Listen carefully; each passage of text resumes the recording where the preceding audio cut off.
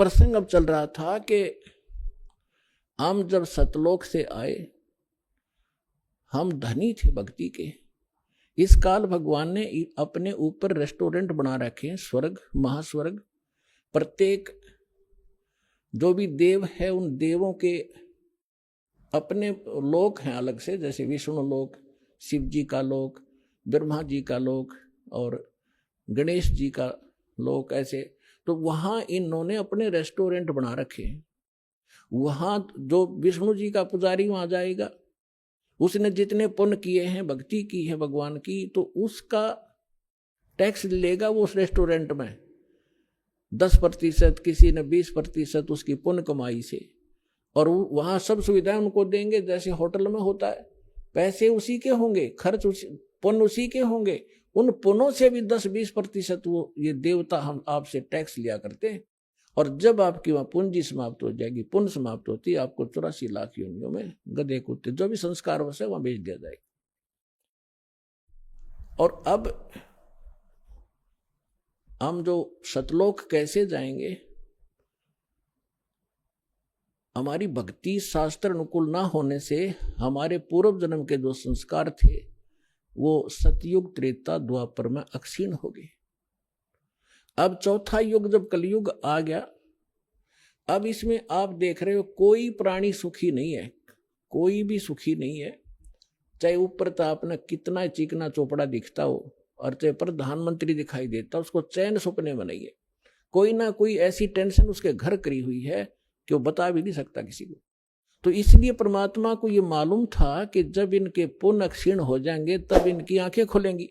ये वो भक्ति भी करके छक लेंगे, उन संतों के पास भी भटक कर छक लेंगे जिनको ये संत मानते, और फिर भी ये ज्यों के त्यों रहेंगे। तब हमारे दास के पास आएंगे और वो ऐसा मंत्र समर्थ के पास वो पावर है कि आपके संस्कार प्रारब्ध के दुख को भी, प्रारब्ध के संस्कार को भी वो चेंज कर सकता है। मासा घटे ना तिल बधे, विद ना लिखे जो लेख, और सच्चा सतगुरु मेट कह ऊपर मार दे मेघ। अब सतगुरु ना मिलने से भेड़ पूछ को पंडित पकड़े बादो नदी बिहंगा, गरीब दास वो भवजल डूबे जिनको नहीं साध सत्संगा। कबीर इस संसार को समझाऊं के बारे, ये पूछ पकड़ के भेड़ की और उतरा चावे पारे। साधना तो नकली कर रहे हैं और इंतजार कर रहे हैं सुख होने की और मोक्ष की।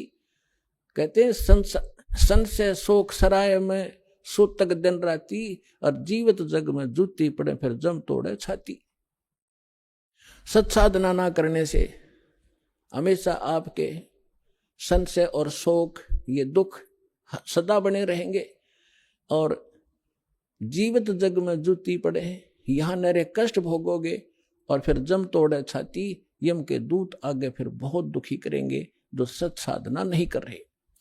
तो यहां क्या बताते हैं परमात्मा, फिर अब जो साधना आप कर रहे थे वो शास्त्र विरुद्ध थी, और जिन भगवानों पर आप सीमित थे वो भगवान कंप्लीट नहीं थे, वो स्वयं नाशवान है, उनकी जन्म मृत्यु होती है। लेकिन सतगुरु मिलने से तत्व ज्ञान का हमें प्रकाश होता है, उसके आधार से फिर हम अपने उस मार्ग पर चलते हैं। कबीर साहब कहते हैं, पीछे लग गया जाऊं था मैं लोक वेद के साथ, रस्ते में सतगुरु मिल गए वो दीपक दे दिया हाथ। लोक वेद दंत कथा जैसा सुना सुनाए ज्ञान से हम साधना कर रहे थे, उसी के आधार से हम चल रहे थे। हम अपने ऊपर उदाहरण देकर हमें समझा रहे कि पीछे लग गया जाऊं था मैं लोक वेद के साथ, रस्ते में सतगुरु मिल गए और दीपक दे दिया हाथ। ये तत्व ज्ञान रूपी टॉर्च दे दी, लालटेन दे दी। अब इसकी रोशनी में हम गड्ढों में, बोझड़ों में, कांटों में नहीं जाएंगे। इसके प्रकाश से हम सुमार्ग पर चलकर मंजिल पर पहुंच जाएंगे। अब हम आप बताते हैं जो आज प्रसंग शुरू किया था कि हम यहाँ किस लिए जन्मे हैं, हमारा उद्देश्य क्या है, हम क्यों जन्म मर रहे हैं, हम अपने बच्चों के लिए अपनी संपत्ति के संग्रह करने के लिए सारा जीवन न्यौछावर कर देते हैं,